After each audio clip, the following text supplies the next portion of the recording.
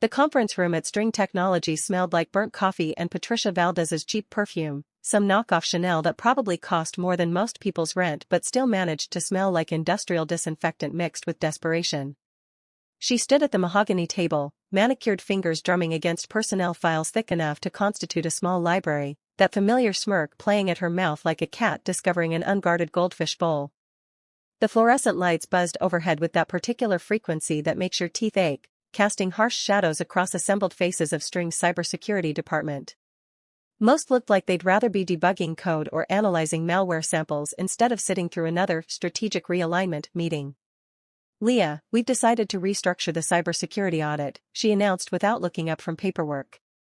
Her voice carried that manufactured authority tone that managers develop when delivering unpopular news. We're giving the junior team more exposure.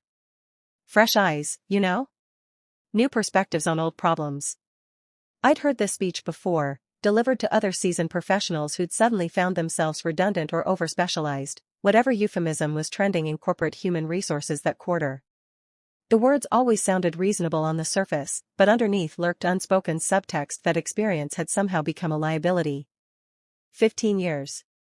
15 years of crawling through code at 3 a.m. while the rest of the city slept, patching zero-day exploits before morning news could turn them into headline disasters, building firewalls that could stop everything from amateur script kiddies to sophisticated state-sponsored hackers operating out of server farms in countries most people couldn't locate on maps.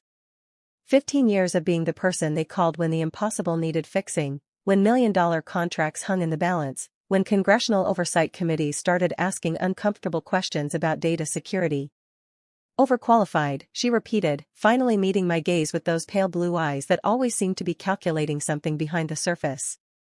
That word hung in the air like smoke from a house fire you're not supposed to notice, acrid and impossible to ignore.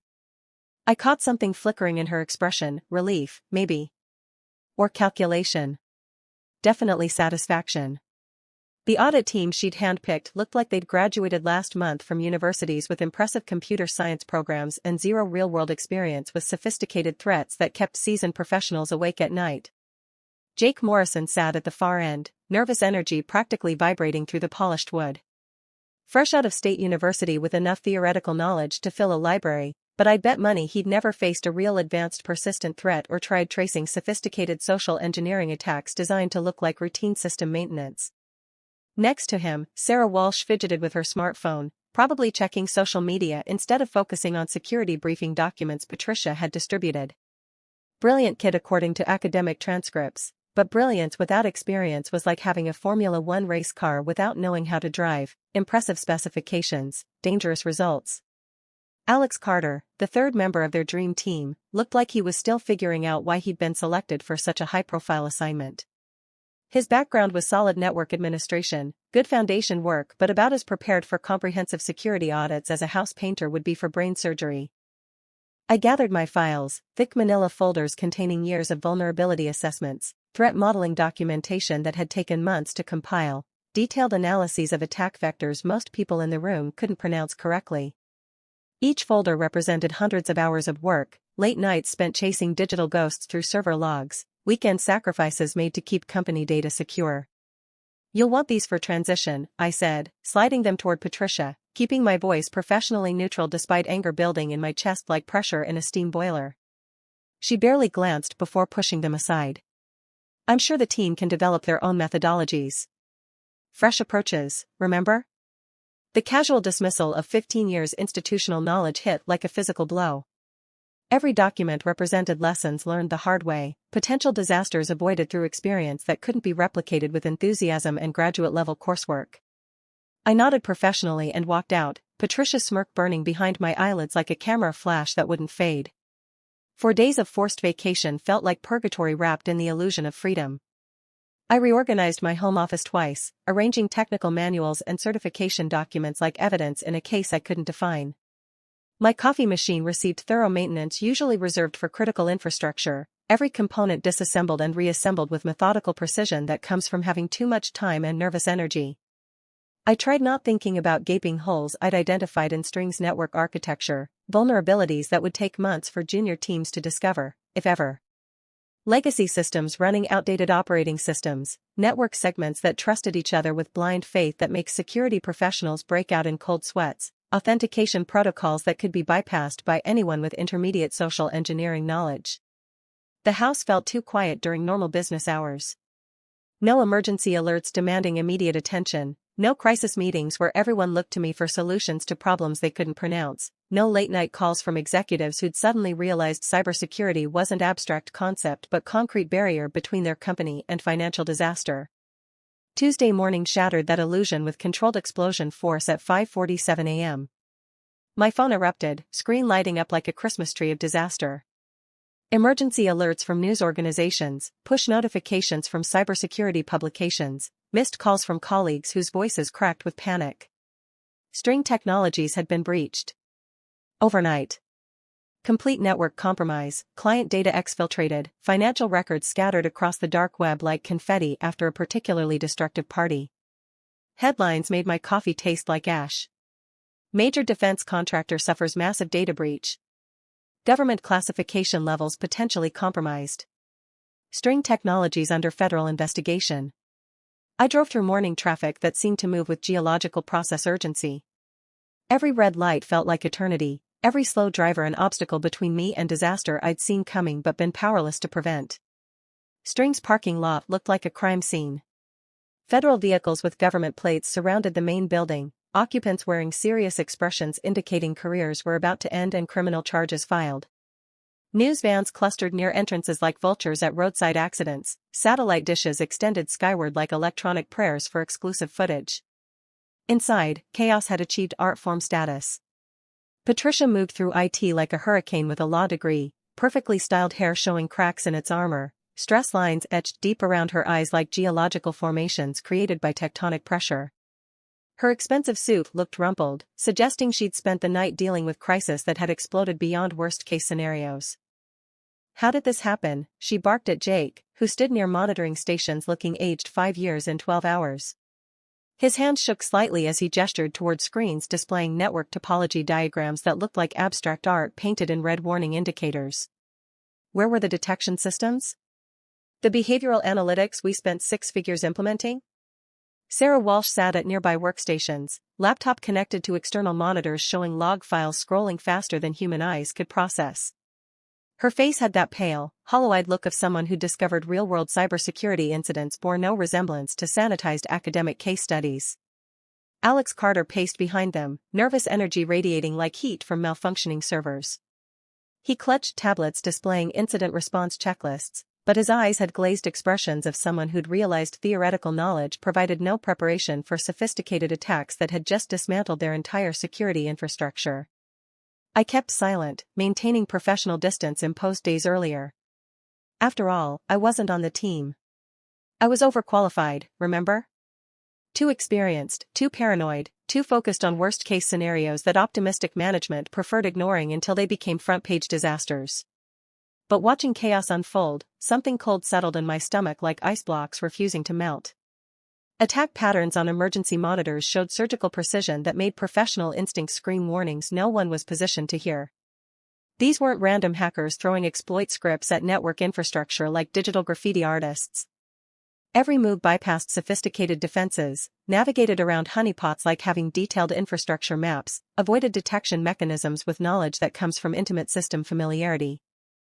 The breach had targeted specific systems with surgeon-removing tumor precision. Financial databases accessed and corrupted, but not randomly, certain records completely destroyed while others remained untouched. Client information exfiltrated, but selection showed intelligence, focusing on government agency and defense contractor contracts rather than commercial accounts. Only someone with intimate string knowledge could have pulled this off. Someone who'd spent years studying every firewall rule, network segment, carefully crafted security policy protecting the company's most sensitive data. Someone who understood not just technical infrastructure but business logic behind security decisions, political considerations shaping network architecture, human factors creating vulnerabilities no technology could address. Someone like me. The realization hit glimpsing Patricia's preliminary forensics report she clutched like a lifeline in storms. My employee ID appeared in 17 log entries during breach windows, each occurrence marking another step in attackers' progression through systems I'd spent years securing. My credentials, digital signature, access codes, all used to mask intruder tracks, open doors that should have remained locked, disable monitoring systems that should have detected intrusions within minutes. Whispers spread through offices like viruses propagating through vulnerable network nodes. Suspicious glances followed me to coffee machines. Colleagues who'd shared war stories for years suddenly found reasons avoiding eye contact. Conversation stopped when I entered rooms that had previously welcomed my technical expertise. Federal investigators set up command centers in main conference rooms, the same spaces where Patricia had dismissed me from audit teams less than a week earlier. Through glass walls, I could see them arranging evidence boards, connecting laptops to external monitors, creating detailed timelines that would either exonerate me or destroy everything I'd built over 15 cybersecurity years. Agent Williams, a woman whose gray hair and tired eyes suggested decades of corporate crime experience, glanced up from her laptop when she noticed me watching. Our eyes met through glass, and I saw recognition. I was already on their persons of interest lists, flagged as someone whose access and expertise made me prime suspect in investigations determining whether this was simple cybercrime or something approaching treason. My phone buzzed with unknown number texts. They're going to blame you. Walk away now while you still can. That night, after the last investigator left and buildings fell into uneasy silence following natural disasters, I made decisions that would either clear my name or provide evidence needed to destroy me completely. The smart play would have been hiring lawyers, invoking rights, letting federal investigations run courses while hoping professional competence would eventually triumph over circumstantial evidence. Instead, I returned to string technologies with nothing but laptops, thermoses of coffee grown cold during drives, and 15 years of accumulated access codes Patricia probably assumed I'd forgotten or would be too ethical to use without authorization. Buildings felt different in darkness, less like workplaces, more like crime scenes awaiting final forensic analysis. Emergency lighting cast everything in harsh white and deep shadow, transforming familiar hallways into alien landscapes where every corner could conceal either salvation or damnation. My footsteps echoed against polished floors with hollow sounds that make you acutely aware of mortality. Security badges still worked, another oversight in crisis management responses focused on external threats while ignoring internal vulnerabilities. Elevators hummed to third floors with mechanical indifference to human drama unfolding within corporate hosts. Fluorescent lights flickered to life as motion sensors detected presence, illuminating empty cubicles where colleagues had spent days dealing with disaster aftermath that exposed every weakness in systems I'd spent years strengthening. Server rooms required biometric authentication, fingerprint scanners and retinal identification, still recognizing me as authorized users despite audit exclusions. Heavy doors swung open with pressurized air whispers, revealing rows of black equipment cabinets humming with collective processing power of String's entire digital infrastructure. What I found confirmed worst suspicions and introduced new nightmares I hadn't considered. The breach hadn't been random, hadn't been external attackers seeking quick profits from stolen data. Hidden in corrupted files and scrambled databases, accessible only to someone with deep String archival system knowledge, I discovered patterns that made my blood run cold. Specific archived audits had been targeted, financial reviews dating back 7 years, all bearing Patricia's digital signatures, all containing detailed analyses that could expose systematic fraud if anyone bothered looking closely enough. Records that should have been routine corporate financial health documentation had been surgically removed, overwritten with random data passing casual inspection but crumbling under forensic analysis. Someone had used breaches as cover destroying evidence, clever enough to make it look like collateral damage from sophisticated but ultimately opportunistic cyber attacks. I spent 6 hours in digital archaeology, recovering fragments from backup systems most people forgot existed, cross-referencing timestamps across multiple server clusters, following breadcrumbs through encrypted email threads Patricia thought she'd permanently deleted but had only moved to archives requiring specialized access knowledge. The picture emerging made coffee taste like poison and hands shake with something not entirely caffeine. String technologies hadn't just been breached, it had been systematically looted. For years, Patricia had been skimming funds from classified government contracts, using offshore shell company networks registered under identities stolen from employee records.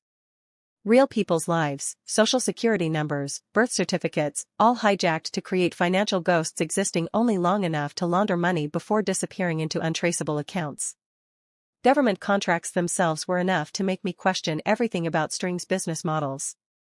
Department of Defense funding for cybersecurity research, classified projects requiring security clearances most employees didn't possess, payments exceeding entire annual budgets for civilian operations.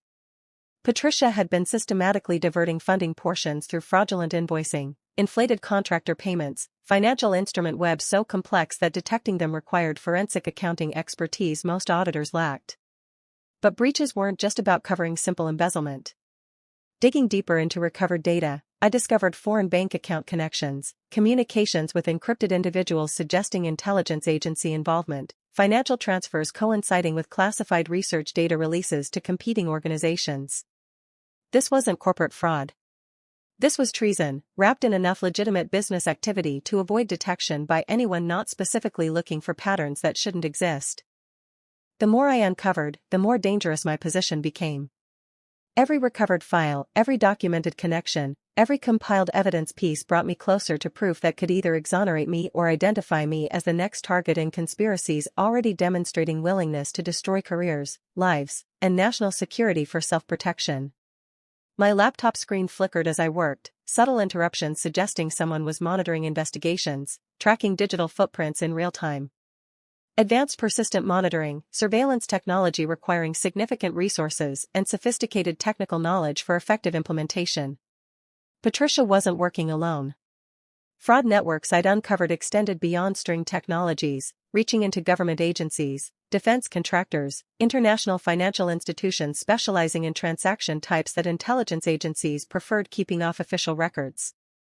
Dawn broke through office windows, painting server rooms in amber and gold shades that seemed inappropriate for digital apocalypses I'd uncovered, when I finally compiled evidence into encrypted packages that would either save my career or end it permanently.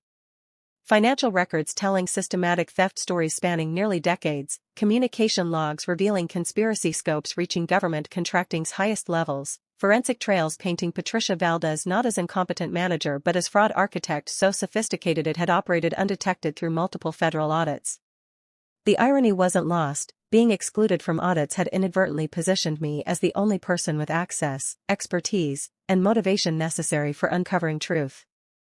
While Patricia's hand-picked team scrambled containing visible damage, focused on obvious external attack indicators, I'd been free hunting in digital shadows, following trails supervised investigations would never pursue because they required years of accumulated string system knowledge to recognize as significant. But preparing to expose everything, laptop screens flickered again, more aggressively.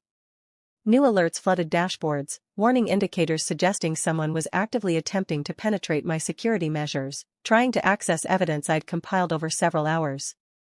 Advanced intrusion techniques, sophisticated enough bypassing most commercial security software, aggressive enough suggesting whoever was behind them considered my investigations immediate threats. Patricia wasn't just covering tracks, she was actively hunting anyone who might expose fraud networks. And now they knew I was closing in, knew I possessed technical expertise and insider knowledge necessary for unraveling years of carefully constructed deception. My phone buzzed with texts from the same unknown numbers that had contacted me earlier. Walk away, Leah. Some secrets are worth more than your career. More than your life. Messages were accompanied by photographs, my house taken from streets, with cars and driveways and lights visible in windows. Someone had been watching me, documenting daily routines, preparing for actions going far beyond corporate damage control. Outside server rooms, footsteps echoed in corridors with measured security guard patrol paces, or something worse. I had minutes, maybe less, before they found me with enough evidence bringing down not just Patricia, but networks reaching into government agencies, defense contractors, international money laundering operations functioning for years under legitimate business activity covers. The smart play would have been deleting everything and disappearing, accepting that some battles are too dangerous fighting regardless of principles involved. 15 years of cybersecurity work had taught me thinking in risk assessment terms, threat modeling, cost-benefit analysis prioritizing survival over idealistic justice notions. But 15 years fighting digital fires had also taught me something about courage. Sometimes the only way out is through, sometimes the only safety paths require walking directly into dangers threatening to destroy you. I hit send on 3 separate encrypted packages, each containing identical evidence copies but directed to different recipients representing my best survival hopes. The first went to FBI cybercrime divisions, addressed to Agent Williams whose tired eyes suggested she'd seen enough corporate corruption recognizing real things when landing in inboxes. The second went to investigative journalists whose encrypted emails I'd memorized years ago, someone with reputations for pursuing stories other reporters were too intimidated touching. The third went to String Technologies board directors with time-delayed release triggers ensuring exposure even if something happened before I could testify. Each package contained not just fraud evidence, but detailed documentation of methods I'd used uncovering it, technical explanations allowing federal investigators replicating analyses, personal testimony establishing credentials as someone whose expertise could be trusted even under challenging cross-examinations. Then I walked out of buildings for what I suspected might be final times, carrying nothing but laptops and quiet satisfaction knowing I'd lit fuses that would expose everything, regardless of what happened in following hours and days. Arrests started 2 weeks later, beginning with Patricia Valdez taken into custody outside her suburban home at 6 a.m., looking nothing like competent executives who dismissed me from audits with condescending smiles and manufactured authority. Federal agents found her attempting to board private flights to countries not maintaining extradition treaties with the United States, carrying false identification documents and enough cryptocurrency wallets funding comfortable retirements in locations where American justice couldn't reach. Morning news coverage showed her being led away in handcuffs, expensive suits wrinkled from nights spent in federal custody, perfectly styled hair finally showing cracks that stress had been creating behind professional facades. The images were oddly satisfying, not because I took pleasure in downfalls, but because they represented natural order restoration where actions had consequences and expertise was valued over political maneuvering. 3 board members followed her into custody over the next 48 hours, each arrest revealing additional conspiracy layers I'd uncovered during long nights in String server rooms. Fraud networks extended far beyond what I'd initially suspected, reaching into multiple defense contractors, several government agencies, international financial institution web specializing in transaction types leaving minimal paper trails. 4 government contractors were arrested in coordinated raids across 3 states, their offices and homes searched by federal investigator teams who finally understood what they were looking for thanks to detailed roadmaps I'd provided in evidence packages. Investigations revealed systematic classified research data theft, fraudulent billing practices costing taxpayers millions of dollars, security breaches exposing sensitive military technology to foreign intelligence services. Conspiracy scopes were staggering, shell companies registered in 12 countries, fraudulent transactions totaling over $40 million, classified information sold to competing organizations violating federal espionage laws. What I'd initially interpreted as corporate embezzlement had been revealed as sophisticated international operations using String Technologies as fronts for activities bordering on acts of war against American interests. Agent Williams held press conferences 3 days after Patricia's arrests, standing behind podiums flanked by exhibits displaying financial evidence I'd recovered from String's archives. Her tired eyes had been replaced by focused intensity of someone who'd finally found cases worthy of decades of corporate crime experience. Investigations into String Technologies breaches have revealed systematic fraud and security violations representing one of the most significant corporate espionage cases in recent history, she announced to reporter audiences who finally understood they were covering stories going far beyond simple cybersecurity failures. Cooperation from key witnesses, whose technical expertise and courage made investigations possible, has been instrumental exposing criminal activity networks posing serious national security threats. My name appeared in headlines, but not as suspects I'd expected becoming. As whistleblowers whose technical expertise had unraveled 7 years of systematic fraud, whose willingness risking personal and professional destruction had exposed corruption that might otherwise have continued indefinitely. Media coverage was surreal, interviews with cybersecurity experts praising my methods, commentary from former federal prosecutors describing my evidence as textbook forensic analysis, testimonials from colleagues who suddenly remembered they'd always suspected Patricia's management styles concealed darker motivations. String Technologies offered me Patricia's job 2 days after her arraignments, promotions that would have placed me in charge of the same security infrastructure I'd spent years trying to protect from threats both external and internal. Offers came with significant salary increases, stock options, assurances that I would have complete autonomy implementing comprehensive security measures that previous administrations had been too corrupt or incompetent supporting. I declined. Some victories taste better when you're not obligated cleaning up messes afterward, when you can walk away from other people's bad decision ruins without becoming responsible for rebuilding what should never have been allowed collapsing. Federal investigations continued for months, uncovering additional evidence validating every paranoid suspicion I'd entertained during String Technologies' years. Security vulnerabilities I'd identified, management decisions I'd questioned, financial irregularities I'd flagged in reports that were systematically ignored, all had been part of larger patterns making sense only when viewed through deliberate corruption lenses rather than corporate incompetence. My testimony before federal grand juries took 3 days, during which I walked prosecutors through every evidence detail I'd compiled, explained technical methods I'd used uncovering conspiracies, provided expert analyses helping them understand how sophisticated fraud could operate undetected within legitimate business operations. I opened my own cybersecurity consulting firm 3 months later, working out of converted warehouse spaces that felt more like digital fortresses than traditional offices. My first client was a government agency needing someone capable of thinking like criminals they were hunting, someone understanding that the most dangerous threats often came from inside systems they were trying to protect.